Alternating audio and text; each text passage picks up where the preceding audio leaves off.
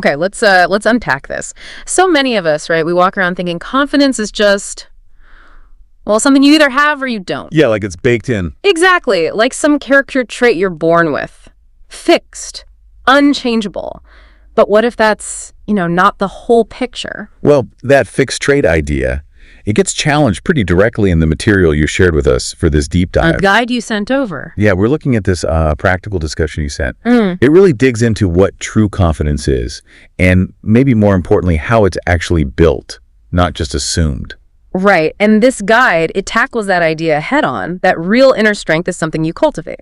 So our mission here is really to pull out the key insights from this source. Okay. Understand the difference it draws between fake confidence and the real deal, and then get into the practical stuff, the strategies it offers for building that strength yourself, brick by brick almost. Think of it as us navigating this guide together. We'll highlight the most actionable bits so you get a kind of shortcut to understanding how it frames this essential skill. Okay, let's jump right in then. Something the source addresses early on is that difference. We hear fake it till you make it all the time. Is that what this is about? That's a really crucial point. And the source material, it draws a very clear line here. It describes fake confidence that often looks like bravado, arrogance maybe. Like trying too hard? Yeah, or needing to be right or loud. It suggests it's usually driven by insecurity underneath, a need for external validation, like a performance. To convince others. And often, trying really hard to convince yourself to. So it's all outward facing, maybe a bit fragile. Precisely. It's presented as a facade. Real confidence, though, according to this guide, it's described more as a quiet strength. Quiet strength. The guide defines it not by the outward show, but by an inner knowing, a deep self-trust. It says it's built on self-acceptance, being okay with who you are. Including the flaws. Yes, including acknowledging limitations or mistakes. Someone with true confidence, as this source portrays them, isn't afraid to say, I don't know, or oops, I was wrong about that. They're secure enough to listen, to ask for help. They don't need to dim someone else's light to feel bright themselves. It's grounded, the guide says, in actual experience and competence, not just projection. Quiet strength. That really resonates with how the guide talks about it. Feels way more resilient, doesn't it? More sustainable than constantly performing. Definitely. Okay, so if this inner strength is built, like the source says, brick by brick, what are the actual steps? How does it suggest we lay those bricks? The guide you shared highlights 3 core strategies for building this kind of real internal confidence. All right, lay them out for us. So the first one the guide really emphasizes is action-based learning. You could sort of simplify it as just do it, but it's a bit more nuanced than that. Okay. The core idea is you don't think your way into confidence, you act your way into it.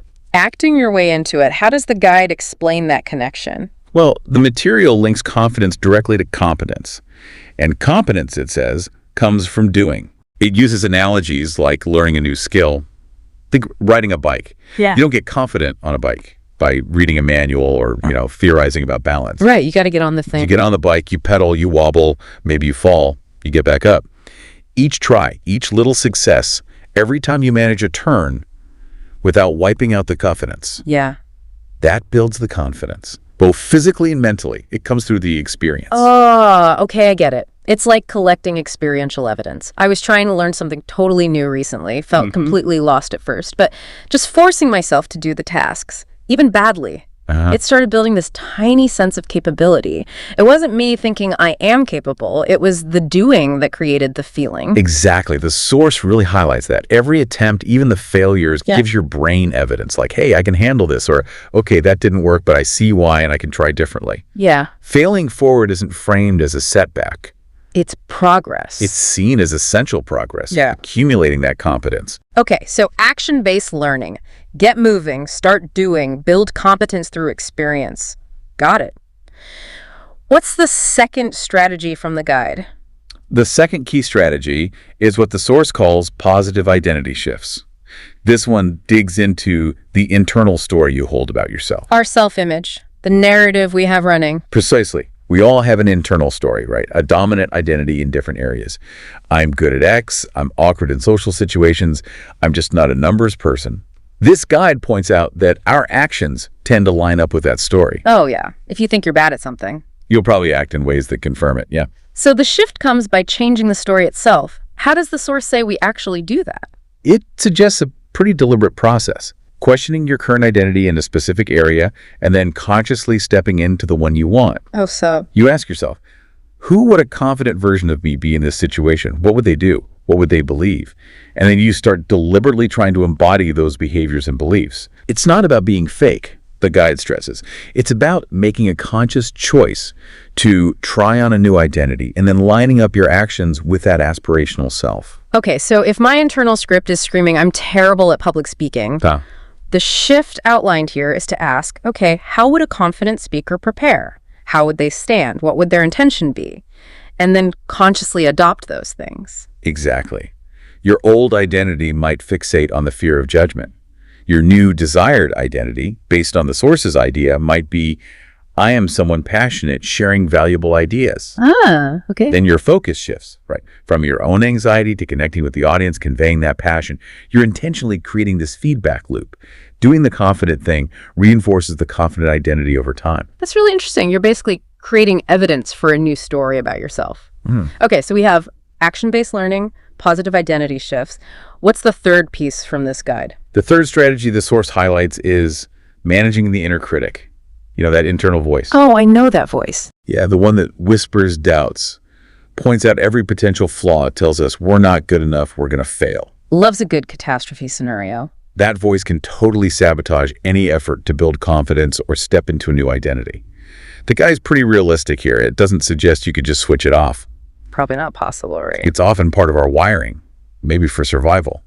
But you can learn to manage it, to kind of turn down its volume, reduce its influence. Think of it like, I don't know, a noisy, slightly paranoid roommate. Okay. You can't necessarily kick them out, but you can learn not to take everything they say as gospel truth. So how do you gain that control according to the material? How do you turn down the volume? The process outlined is basically threefold.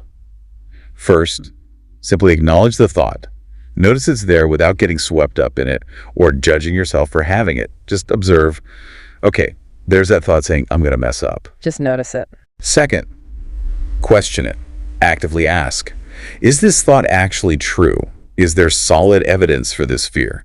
Is it based on past facts or just future worries? Often you find the evidence is pretty thin. Interrogate it a bit. Yeah. And third, reframe it. Consciously choose a more balanced or constructive thought. So instead of, I'm definitely going to fail, you might reframe it as, okay, this is a challenge and I'm capable of figuring things out as I go. Or even just, I'll do my best. Okay. Consistently applying that acknowledge, question, reframe process the guide suggests gradually weakens the critic's grip. Acknowledge, question, reframe. That feels like a concrete tool, doesn't it? A way to interact with that voice instead of just being overwhelmed by it, turning it into something you can actually analyze and challenge. Exactly. You wouldn't let someone stand beside you whispering negativity constantly, right? Hopefully not. So the goal is to build that same kind of boundary internally. These three strategies, wow, they are really practical building blocks from this material. We actually got a message from a listener, Anjali in Bangalore, that fits perfectly here. Oh, great. She writes about struggling with confidence at work. She knows she's capable, but she freezes up, like mind goes blank. Voice shakes when she has to present or even just speak up in meetings. She's asking how to gain that confidence to share her ideas without feeling so overwhelmed. Okay, Anjali, thank you for sharing that. That physical reaction, the blank mind, the shaky voice, that's a very real response. Your nervous system is perceiving a threat. It feels awful, but it's definitely something you can manage using these principles from the source material. So how would the guide strategies apply directly to her situation? Okay, well, first, leaning on action-based learning. The source would likely suggest practicing, yes, but not just rehearsing the content. What then? Practice being the presenter in a low-stakes way. Yeah. Stand up, project your voice, maybe practice in front of a mirror, or even record yourself audio or video and review it later. That sounds awkward. It feels awkward at first, definitely, but it builds competence and familiarity with the physical act of presenting. It makes the situation less novel, less new, and therefore less threatening to your nervous system over time. So practicing the experience, not just the words. Got it. Precisely. Second, apply that positive identity shift.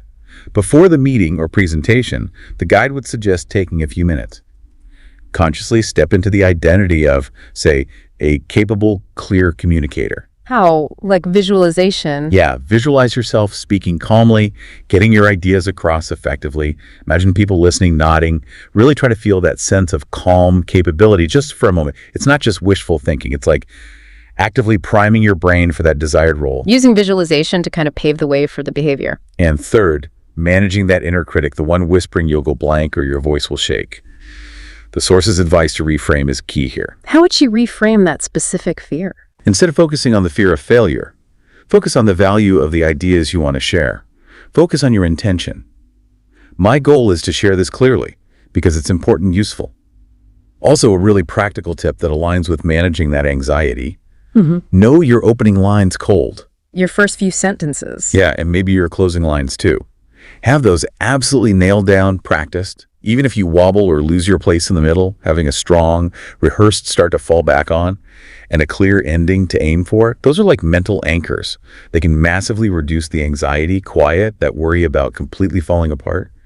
And remember, Anjali, a moment of silence while you gather your thoughts. Totally fine.